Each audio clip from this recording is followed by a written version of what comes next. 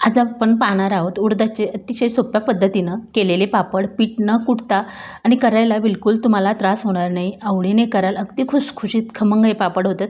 इथं आपण रेडीमेड मसाल्यापासून बनवतोय. तर इथं 1 किलो डाळ घेतलेली आहे, म्हणजे 1/4 किलो उडदाची डाळ आणि 1/4 किलो मुगाची डाळ. हे प्रमाण सेमसुद्धा घेऊ शकता. आता 1 ग्लास पाणी इथं गरम करून घ्यायचं आहे. त्यामध्ये आपल्याला हा 1 पॅकेट मसाला टाकून घ्यायचा आहे. ह्याला एक उकळी आणायची आहे आणि उकळी आल्याच्या नंतर हे पाणी थंड करून घ्यायचं आहे.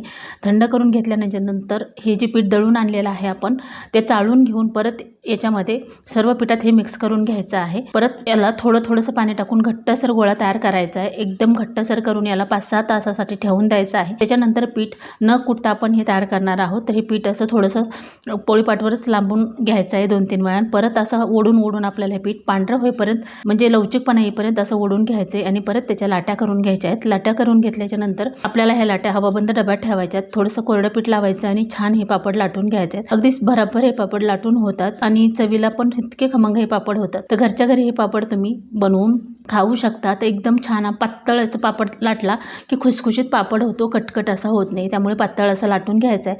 तर बघू शकता अगदी ट्रान्सपरंट झालेलं आहे. तर अशा प्रकारे तुम्ही नक्की ट्राय करा. तर अशा प्रकारे सुकून घेतल्याच्या नंतर पापड तळून पाहिलेला आहे. पापड मस्त फुललेला आहे आणि खुसखुशीत सुद्धा तेवढाच झालेला आहे. तर सविस्तर रेसिपीची लिंक शॉर्टच्या खाली दिलेली आहे. रेसिपी पाहिल्याबद्दल धन्यवाद.